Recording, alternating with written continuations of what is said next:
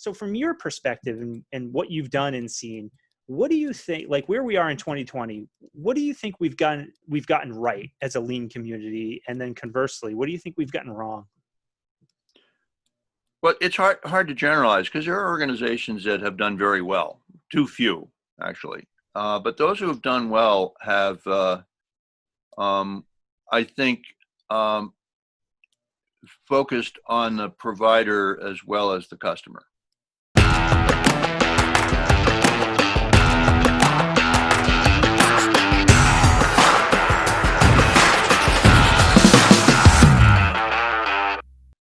Hey everybody, it's Paul Critchley, President of New England Lean Consulting. I'm so excited to bring you this episode today with my good friend, Bruce Hamilton.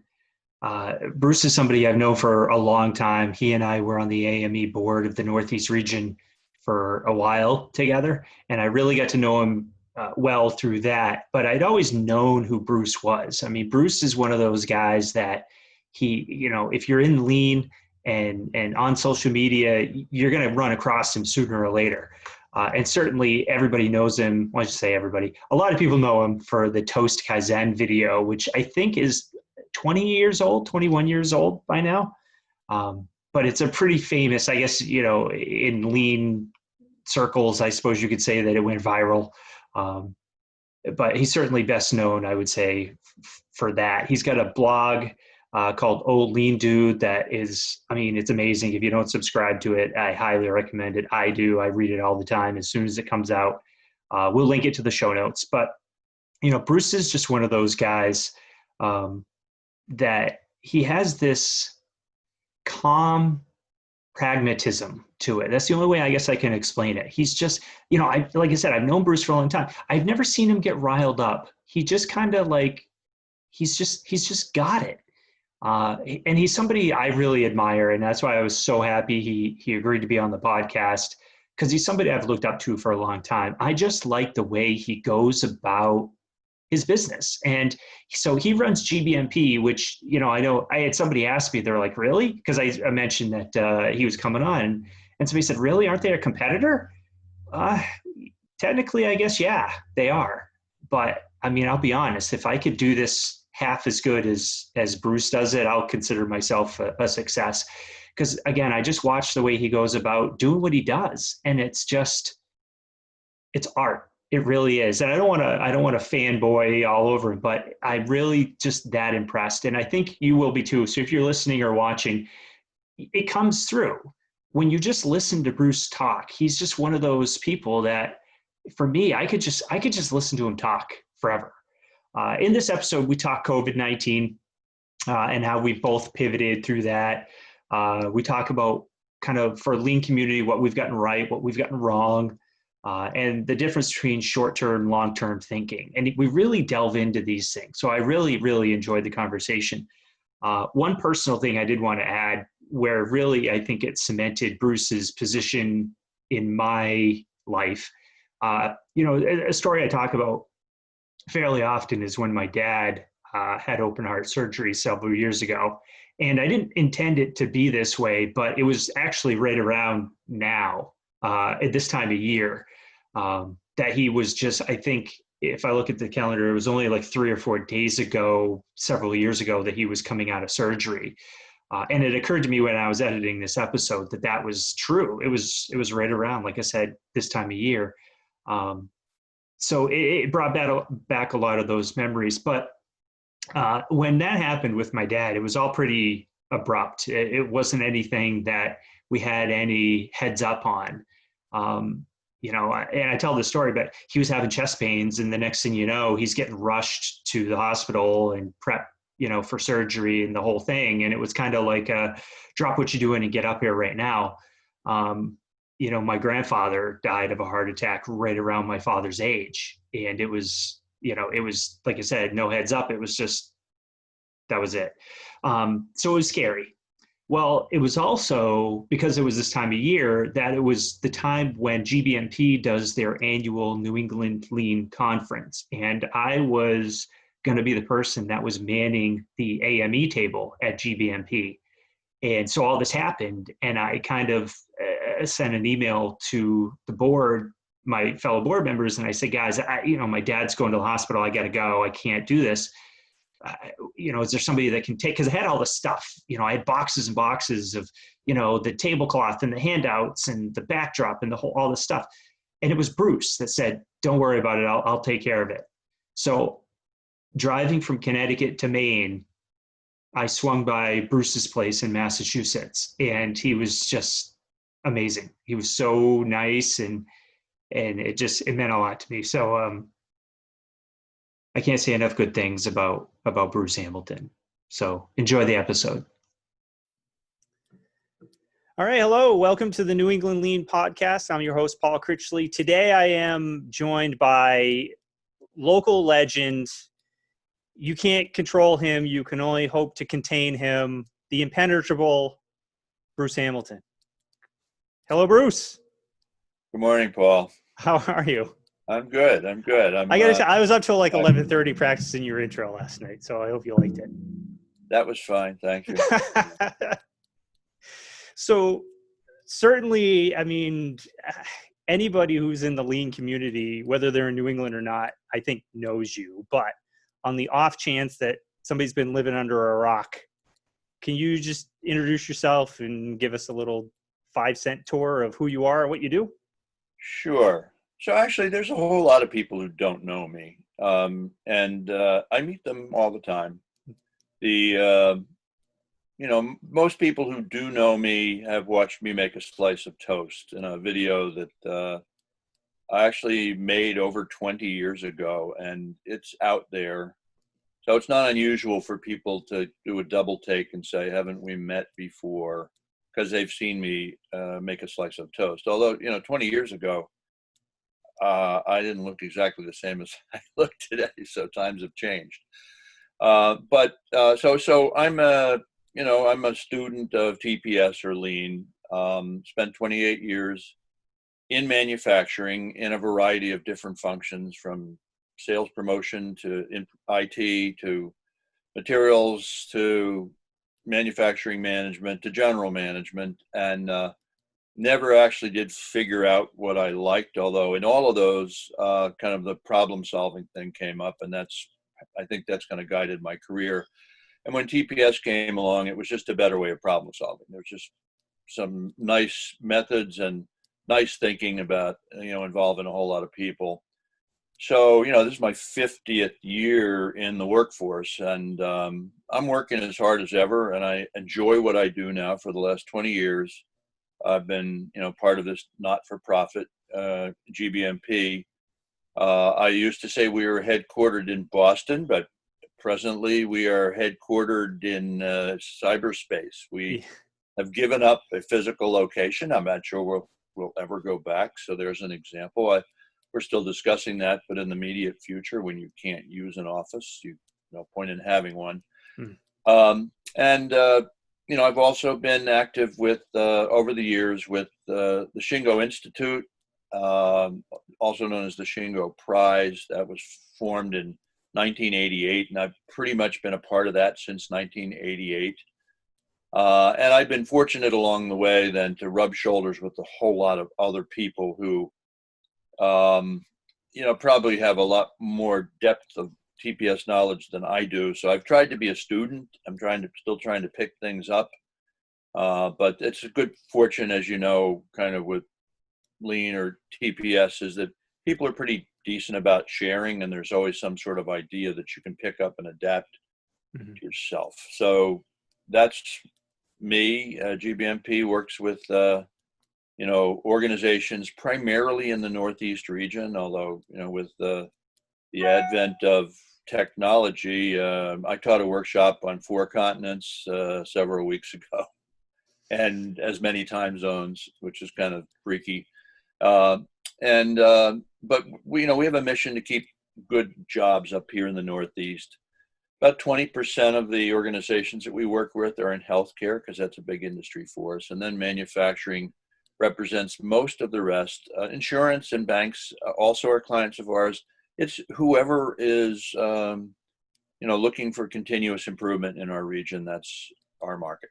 So how's that? That's a mouthful. No, that's I mean, that's, one of the things I try to accomplish through this podcast is just for folks to get to know people a little bit better when maybe they don't have a chance to. I mean, we all interact on LinkedIn and, people read our posts and watch our videos, but, that's, it's content that we're putting out there.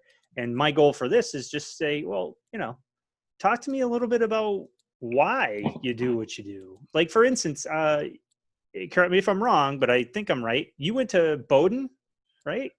For a while. Yeah.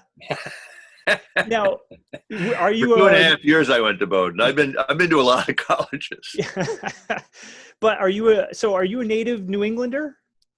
No, I'm born in Upper New York State. Lived most of my childhood in the Philadelphia area, and then have bounced around.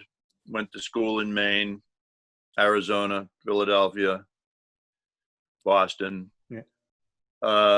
Lived for 1.5 years in Florida before there was a Disney World. So yeah, when you get to be my age, you've been to a lot of places. Doesn't mean anything other than that, but just time goes by. Sure. So I'm not a native of New England. No, my wife, she's definitely Mrs. Toast. Has got the prototypical Boston accent, and I try to hide my Philadelphia accent. Yeah, well, up where you are, you kind of have to. I mean, after what they did to us in the Super Bowl, I say us, but because I'm a New England guy, Yeah. that was not good. But we always have the Atlanta Super Bowl that we can always pull back from too. Yeah, well, that's fine. I think Philadelphia wanted it more, so good for them. Yeah, I can't take anything away from them. I mean, they just that one they played well. I don't know. I was in Philadelphia actually at the time visiting my brother who lived right outside of Philadelphia, and it was so funny to kind of tune in from the standpoint of the Eagles, or the Eagles as we call them in Philadelphia, because for the Eagles it was like a once in a lifetime dream. Mm-hmm. And when the Eagles won the Super Bowl, there were fireworks all over the place. And I'm thinking, how jaded, New Englanders have become. It's like, oh yeah, another Super Bowl, another year, another Super Bowl. But in Philadelphia, it was such a big celebration. So I was happy for him. It was good. And like I said, I can't, that's like when, I mean, not for nothing, when the Sox won in 2004. I mean, it's Curse of the Bambino is finally broken. Yeah. I mean, exactly. It was more like that. Yeah, exactly. I mean, and you're right. Boston's been title town and multiple, right, for such a long time, especially in football. Yeah. Well, I was around when they were total losers too. I was a little bit for one of those games, and yeah. So anyway, it's fine. But so we'll see what happens this year, or we'll see if they even have a season this year. Yeah. And so speaking of, and we kind of chatted, right before we hopped on. So one of the questions I had for you is, how have you guys at GBMP pivoted due to COVID? Yeah. So pretty much we have taken the same route that most organizations in our business have. We're fortunate in that, I mean, basically we make our living by visiting with clients, and around the end of the first week of March, our business went pretty much to zero. And then that was quickly followed by mandates from governors. So even if companies had a thought that they would have us in, the governors were saying no. And there were lots of points of view at the time about what was going to happen. And I tended to be, I set out a calendar of 2 years. That was what I looked at what was happening. And I don't know why I chose 2 years. Other people were choosing 2 months, 2 months. I heard this from a lot of people I know, pretty smart people, but they figured that somehow or other this was going to blow over. I didn't have that feeling, and in any event, whether it was 2 years or 2 months, we couldn't provide services the way we had been providing them. So we Zoomified, I guess. Hmm. We went. There are other mechanisms to use, but I'd been using Zoom for a number of years doing webinars, and I liked it. It's easy to use. It's easy for people to understand. There are bells and whistles, but most of them you don't actually need. And I had it in mind that particularly you couldn't have done this even 5 years ago. But with the advent of, smart devices with 1080p high resolution and good speakers systems, there would be an opportunity to actually visit with a customer. And so we worked on that. And I had some background, but we had to train all of our consultants and equip them. And we also had to train our customers. And like most organizations, even within our own organization, there was this hope that things would get better soon. So, the first kind of things that you would hear are, yeah, I guess we're just going to wait until April. And then, I didn't take that as meaning April. I took that as meaning just not today. Right. So it's a wait and see, and April wait and see was May, and so on. And that actually still goes on with some customers. Mm-hmm. But for the most part, I think we've kind of come to the realization that, yeah, it's not exactly a short-term type of problem. And so organizations began to warm up to the idea of, our message was work doesn't stop, and improvement to work doesn't stop either. It shouldn't. You should find ways to do it and not argue that somehow or other we're going to wait for the better way, because the better way, it's not too different than what you might hear. And I know you've had this experience where you go into a company and you ask them about, what problems they're trying to solve, and go through a discussion of things that you might do. And maybe you're talking to the owner of the company or to somebody who's making a decision about engaging with continuous improvement. And they'll say, yeah, I don't think we're ready for that yet. Mm-hmm. And, that just doesn't make any sense to me. Like, at what point are we ever ready? So there was a sales job, and there's still a sales job. And at each point along this curve, I mean, things are still pretty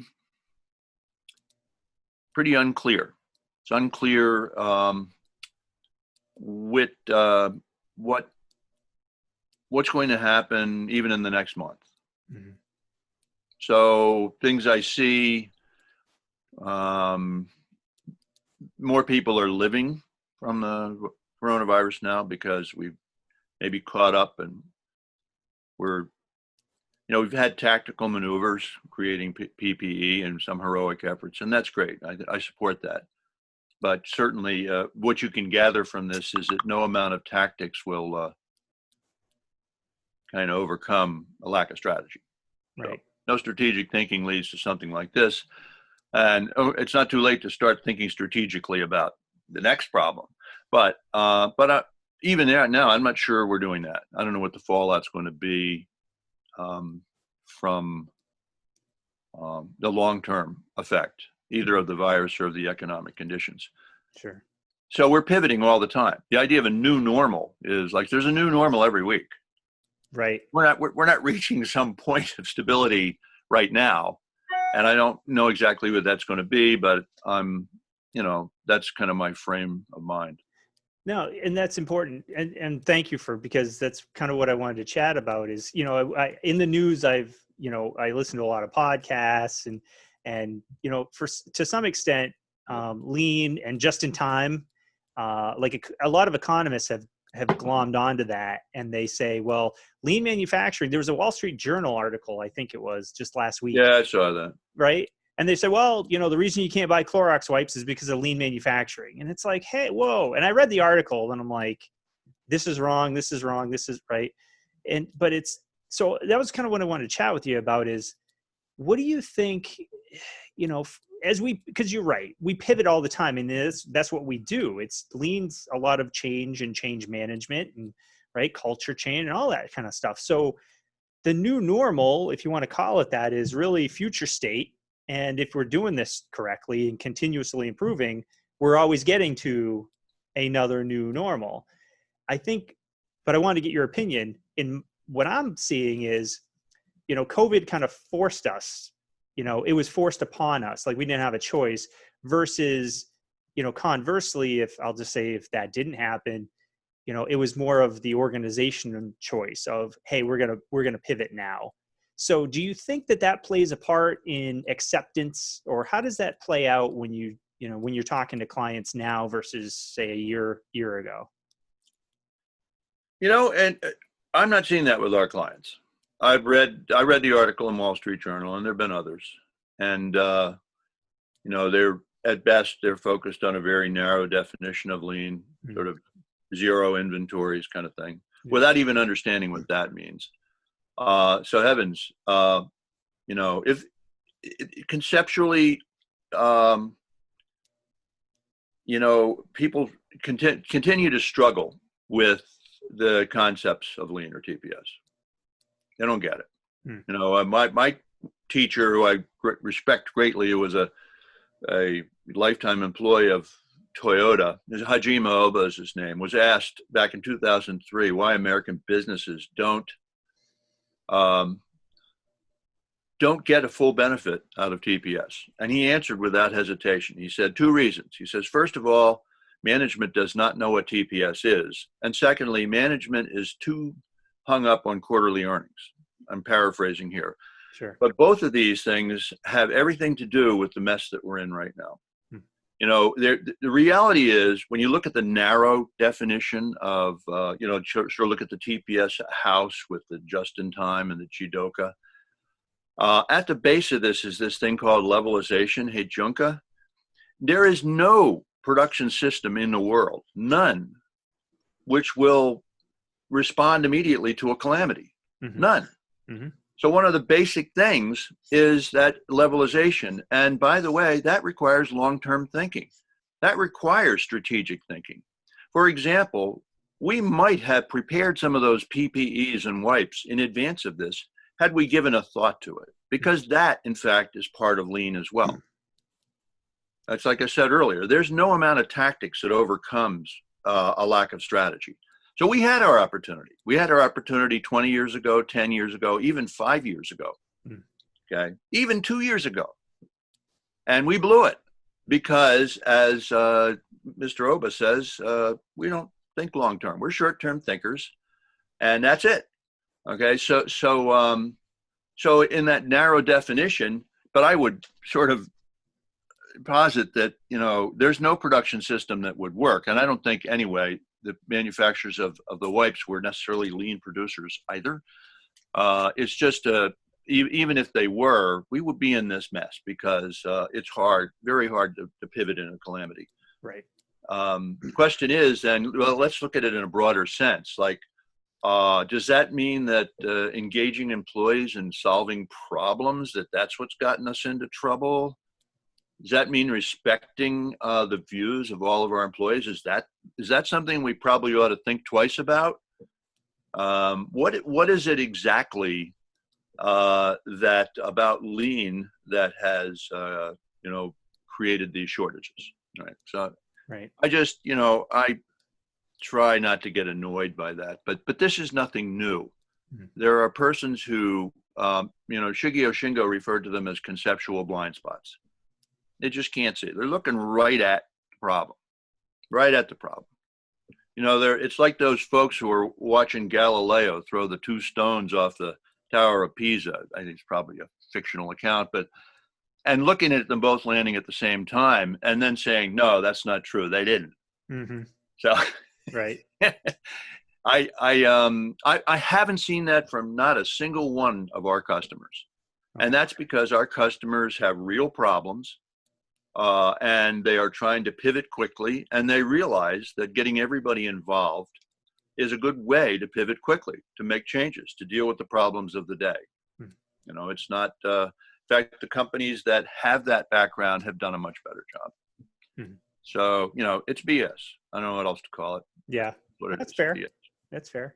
Now, what do you think? So when, maybe as GBMP has pivoted or what you see your clients doing, do you think that some of the stuff you've enacted is going to stick? So I'll say when I even shudder to say this out loud, but when COVID's over with, whenever that may be, in whatever capacity that may be, do you think that, will we ever you think we'll get back to normal? Or do you think that some of this stuff is gone forever?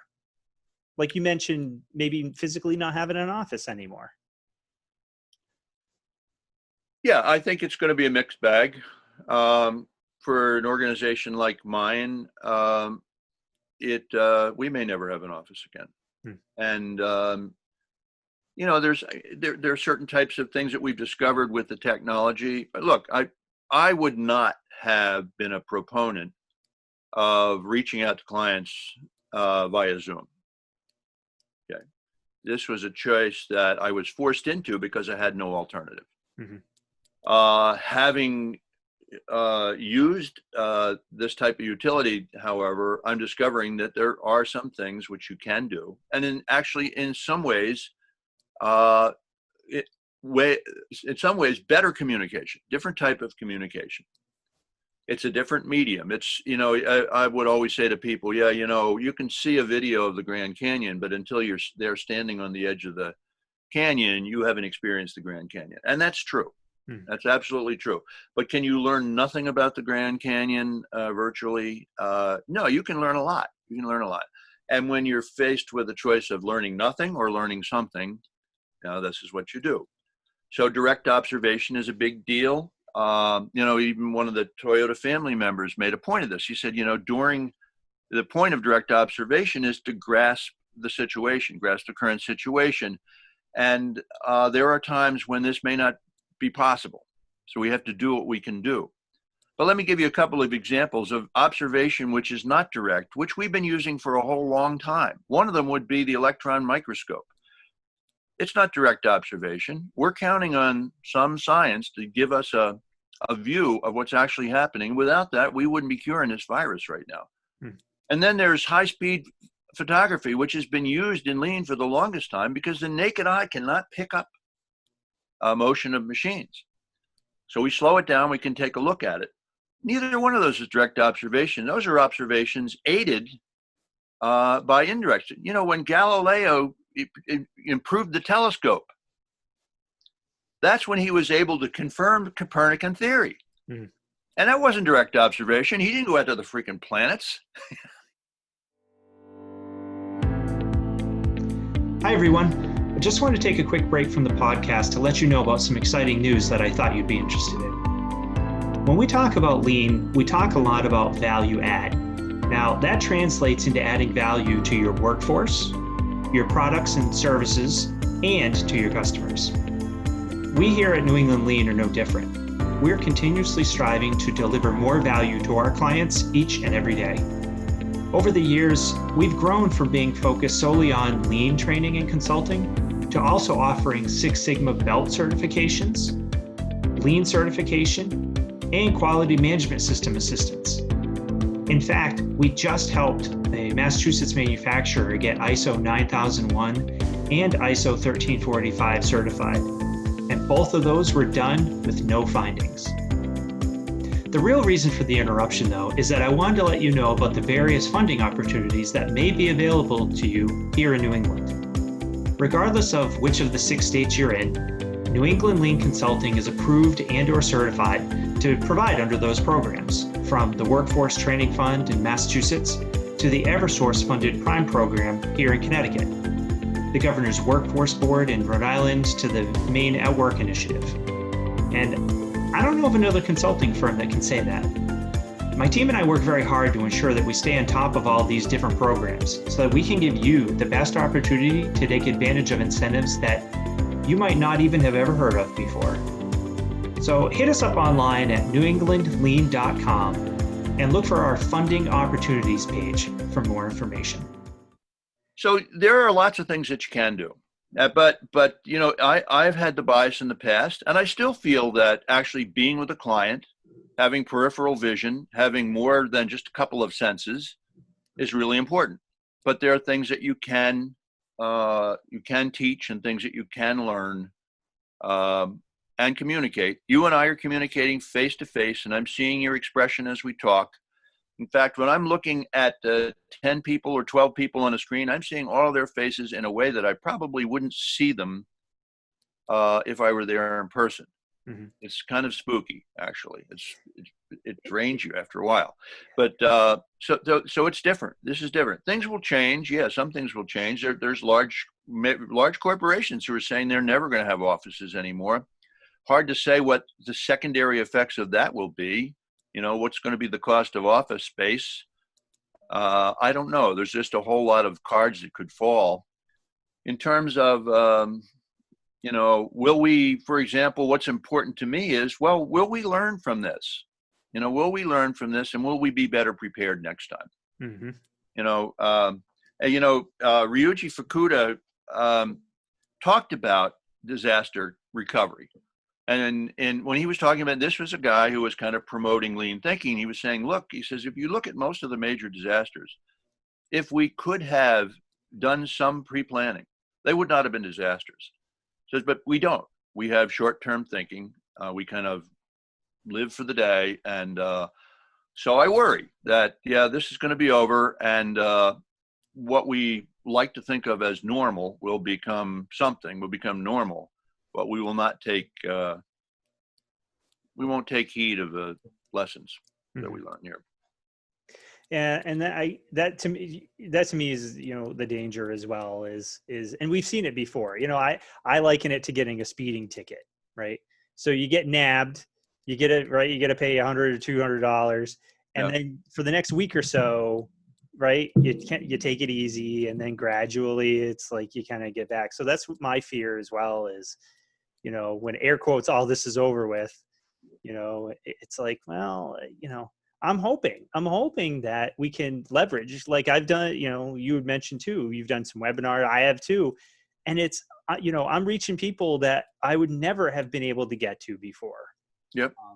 And that's a good thing. I mean, not for nothing, I launched this podcast because of it. You know, this was on my whiteboard for my strategic plan for, I don't know, 3 years. So finally it's like, well, you know, I mean, not that it's a huge price to pay, I guess, but there's some changes that have come out of it that hopefully will stick. Cause I think in the long term, right, we'll all be better off for it. Yeah. There are so many implications, Paul. It's hard to say. I mean, you know, my daughter is going into a master's program at NYU, and so she's going back to New York, but there'll be no classes. Mm-hmm. And for her work and for at that master's level, it's probably not a big deal. But for somebody who's entering college for the first time, if they're doing that, you know, or if you're not going to college, if you're going out into the workforce for the first time, it's just totally different. Different. Yeah. So I don't know what's, there's some things will stick. Somebody who's more, a better futurist than I will figure that out. I don't know. As I said, my planning horizon is very short. I take a look at what's happening right now, what I think might happen in the next couple of months. You know, it's not that we don't have a strategic plan, but, you know, our tactical planning right now is really important. Gotcha. So another different line of question. So you've been at this for at least a little while. So you've seen, I mean, you've forgotten more than I'll probably ever know. So I wanted to pick your brain about what do you see? Cause like I'm pretty active on social media and I see a lot of some good things and I see some bad things. And when I say bad things, I mean, people arguing about is lean and TPS the same thing, or how does that compare to Six Sigma or theory of constraints? Is it PDSA or PDCA? And like, so to me, like I don't dip my toe into those because to me, I don't care. Like, and that's what I'll tell our clients is you can call it whatever you want. You know, TPS has been around 30, 40 years, but that thinking, you know, you could trace it back to the Industrial Revolution and beforehand. Right. So I try to not take part in those arguments, because I don't think they're fruitful. I don't think they really mean anything. So from your perspective and what you've done and seen, what do you think, like where we are in 2020, what do you think we've gotten right as a lean community? And then conversely, what do you think we've gotten wrong? Well, it's hard to generalize because there are organizations that have done very well. Too few, actually. But those who have done well have, I think, focused on the provider as well as the customer. You know, respect for people thing, it sounds like fluff, but actually it's for most organizations, that's their biggest problem, you know. Yeah. And because that's their biggest problem, they take a look at the technical part of TPS and they punish people with it. And companies continue to do that. And some of them, fortunately, will learn their lesson. They'll realize that was a stupid thing to do. And they'll discover, you know, yeah, we had a false start, and we're going to start again. And people are resilient. People, you know, I've had the opportunity to work or see companies that work with or see companies that maybe on their third or fourth attempt. The fact that they're on their third or fourth attempt is a good thing. The fact that they haven't given up. And some, you know, who I might have written off and said, you know, they're never going to get it. They're just never going to get it. People in charge are just, you know, they got a certain mindset and it's never going to change. And then I'm wrong. So, but when the change occurs, it's always because there's discovery that this isn't something to be done by some mezzanine squad. That you know, our slogan at GBMP is everybody, every day. Something we stole from TSSC. They say everyone, every minute, every day. And so, you know, we stole it, but I dumbed it down just a little bit because I thought I might scare people with you know, their basic idea was every job I do, every cycle of that job, I should be thinking about improving the work.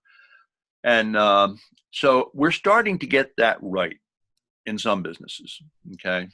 The Shingo Institute, I think, deserves some credit for popularizing that idea. If you look back through any of the books from sort of like Shingo or Taiichi Ono or Ryuji Fukuda, a whole lot of books that were published originally back in the 60s, they came into the US in the 80s. All of those were talking about human behavior and the value of people. But none of that got picked up for a long time. Just a few organizations figured that out. So I'd say we're getting that right. When we get that right, companies are getting, that's when, you know, Mr. Oba said management does not know what TPS is. At least in part, that's what he was referring to. There's also certainly, we still struggle with some of the concepts. Again, I'm generalizing. The fact that we get this article in the Wall Street Journal is a demonstration of we just don't get the concept. You know, we haven't really thought deeply about it. It's just easy to say that, yeah, if we had lots of inventory on hand, we wouldn't have this problem, but not actually thinking through how that would have happened, or, you know, do we get to zero late through infinite inventory? How do we do that? Right. And so the other thing I think is encouraging is that it's, you know, it's just starting to extend, I say starting to extend beyond manufacturing, beyond the operations where we presume the problems to be. You know, when I first got involved with continuous improvement, which would be like mid 80s, there was no challenge to you didn't have to argue that there were problems in manufacturing. There were, no question about it. Now, a lot of them were not the making of people for manufacturing, but they were there. You'd see them there.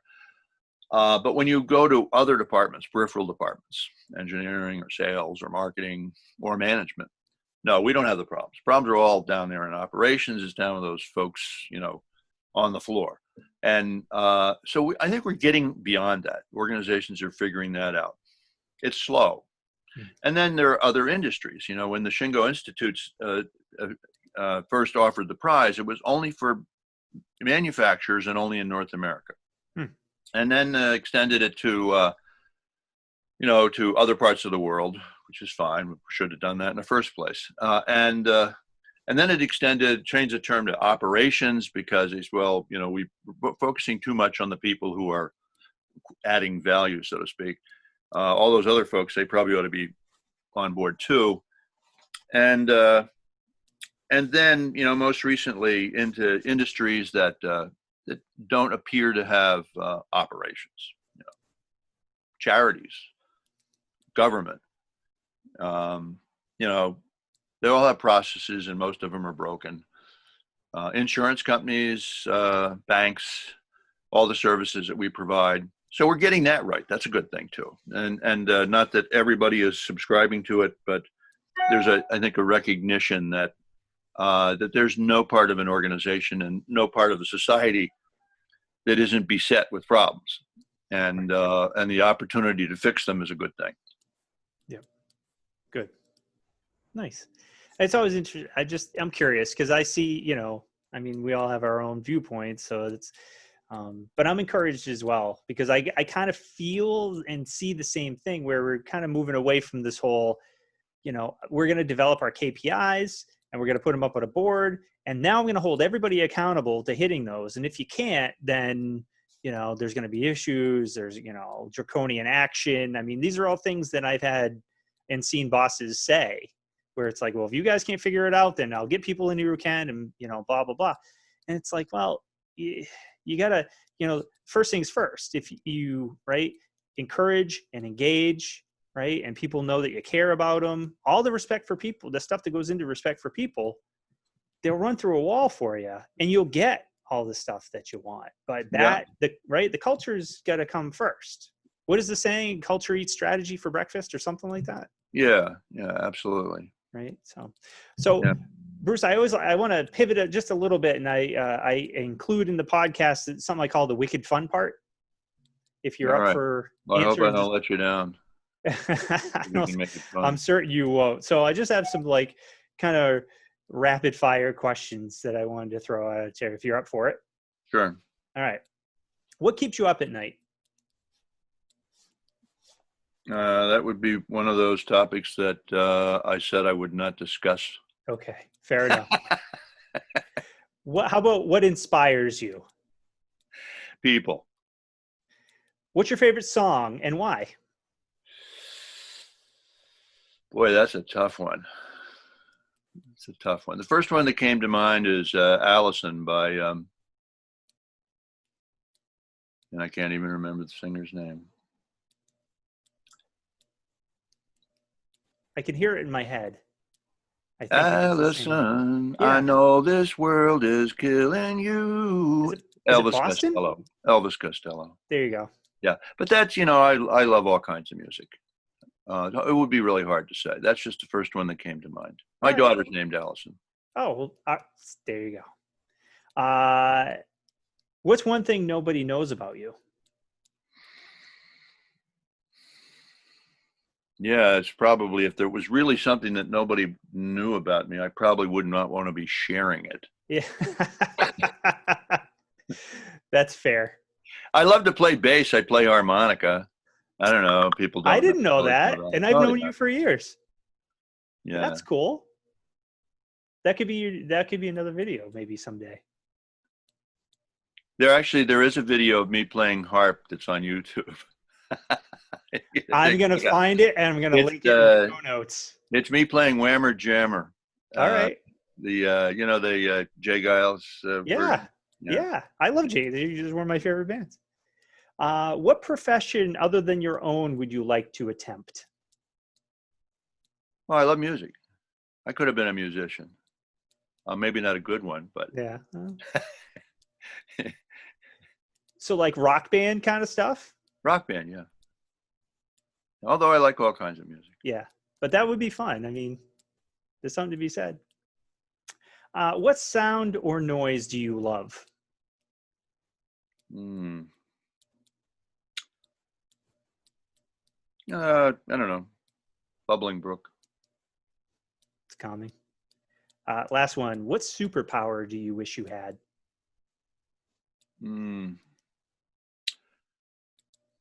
The ability to see the future. That would be nice.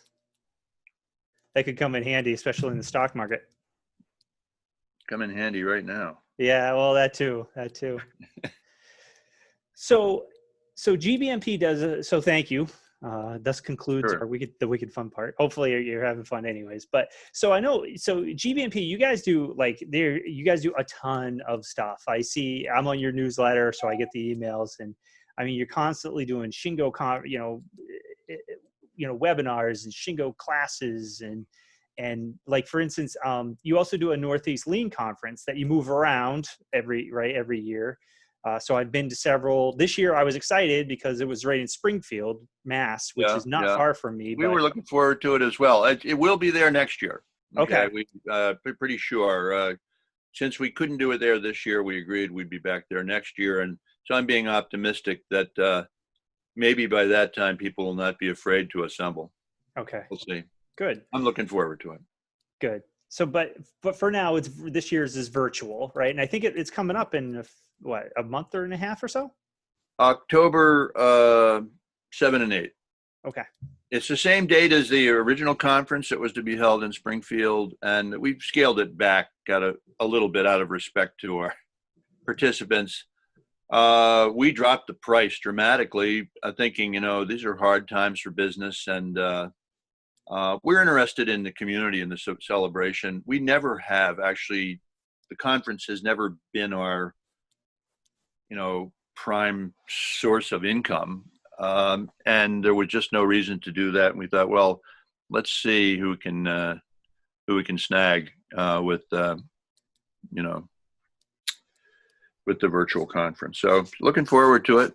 And, it's another experiment. But most people are getting pretty good with virtual now. So I think we'll be able to work it out. Yeah. And like AME, which you and I are both, involved in, they obviously they've gone virtual as well. Mm-hmm. So I think people, like you said, people are getting used to it. So Bruce, as we wrap up, I just wanted to throw it out to you to share, if there's anything that I didn't ask or that you think is important. What do you, is there anything in the lean community that you want to put out there as a, guiding light? No, I guess the only thing I'd like to say is I'd like to ask all those people who are lean thinkers to please don't deny science and be respectful to others and wear a mask. Fair enough. All right, Mr. Hamilton, shall let you go. I thank you so much for joining us. I hope you had fun. I hope, people got to know you. Yeah, Paul, I was fine. Thank you for asking. Okay. Yeah. And good luck with your podcast series. Yeah. Oh, thank you. And hopefully we get to see each other, somewhere, soon. Yeah. Other than just on a computer screen. Yeah. Well, we take what we can get. Right. All okay, right, good. Yeah. Thank you. Yep. Take care. Bye-bye. Bye-bye. Hi, everyone. It's Paul. Before I let you go, I just want to say thanks for listening. I hope you found the podcast to be both entertaining and educational, as that's really what our goal is with it. If you did like it, please give us a review and a subscribe. The more folks who do this, the more the algorithms like us, so the more people will be able to find us. I also want to give special shout outs to Emma Critchley for her video and audio editing abilities, which quite frankly are way beyond mine, as well as Jeremy Grant and the team at the Timber Cross for their creative genius. I appreciate you all. I invite you to connect with us as well. We're all over social media, Instagram, LinkedIn, Twitter, Facebook, so we should be pretty easy to find. We share a lot of content that is much like what we talk about on the podcast, so it may be of interest to give us a follow. You can also find us online at newenglandlean.com. That's our website, and it outlines all the services we provide, things we do, customer testimonials, case studies, white papers, as well as being our main conduit for story sharing about all things that are lean, quality, and culture change focused. So check us out there as well.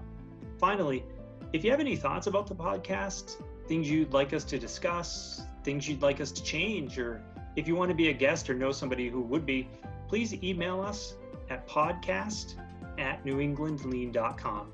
We're always trying to improve and welcome any feedback. Thanks again for listening. Until next time, make it a wonderful week.